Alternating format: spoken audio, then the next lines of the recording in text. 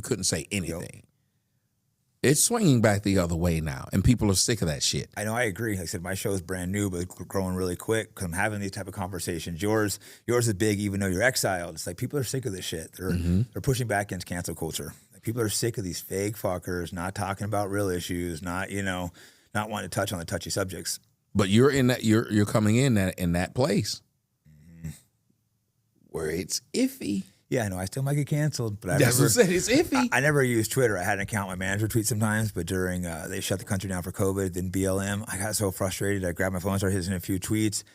People just flipped out on me. The Twitter people, my managers, agents, everyone calling me like, "Stop tweeting, stop tweeting," and I'm just like, "No, I'm sick of this shit, and I'm just speaking my real opinions." How do you deal when that devil is on your shoulder and is saying, "Come on, Jake, we got to make friends, so maybe we shouldn't discuss it." But it's that thing you knew. It's that thing you want to let people know. How do you play that? No, I battle with this. When I was bringing David Duke on, for example, I had a lot of people, including people I respect, try to talk me out of it. They're like, "Man, this guy was in the Klan. If you have him on there, you're not gonna, you're gonna get ostracized."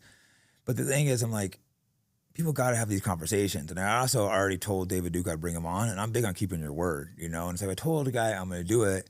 He was already like, I don't think he bought his ticket yet, or hadn't bought his ticket yet, but it's like I already told him, I already gave him a date. How am I going to call him and be like, "Oh, David, I decided I'm a coward." So I went ahead and did it anyways. And so far, it hasn't been a big backlash. And the Hot Twins did it too. They're super brave as well. So I really like the Twins. Like, they bring on some super controversial guests. Like, they deserve more credit. I like how you said that. I Like, they brought you on. I decided to be a coward. Yeah, you can't just live life as a coward, And everyone, my family, and I get it. I understand why they feel the way. It's not because they hate me. They're just like worried, And I always get people being like, "You're going to get killed." It's like, well, I know. So you run into it with family? Family have been afraid, worried about what you're saying. They don't hate me for it, but they can be a little scared because people they threaten your family and stuff. Sometimes you probably have that happen. They'll come out and kill you and your family, and especially the tiny hat people. I'm going to kill your kids, and then you see they do like to kill kids over in another country.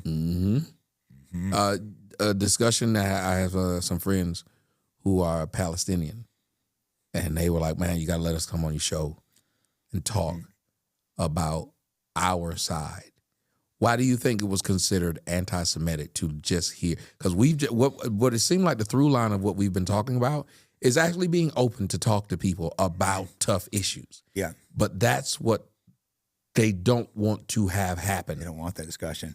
I just had Bilal Muhammad on here, who's a Palestinian fighter, the first to win the UFC champion, and ESPN don't want him. I think Dana White treats him okay, but the owner of the UFC happens to be the same group, the ESPN, a lot of the journalists. They do not like this guy.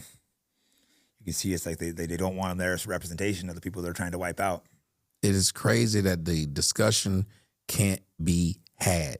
It's the propaganda. If I want you to say guy A is the bad guy, we will not only paint guy A as the bad guy, but we will ostracize you if you ever talk to guy A. That's when I really realized. Then David Duke came on and was so polite. And I had another guy come on, Patriot Front, Thomas Russo.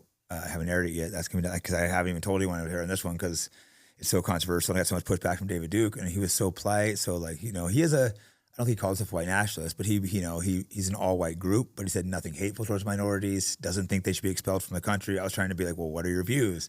And he's banned from everything. I'm like, well, you're actually polite and making a lot of sense. They don't want the guys that are polite making a lot of sense. Yep. And I personally would never join an all-white group, but why can't we have one? Why is it hateful to have it was the ADL and the SPLC, I think it is, two groups that are all the same people. Those are all the tiny hat people groups. And a white group, they call it a hate group.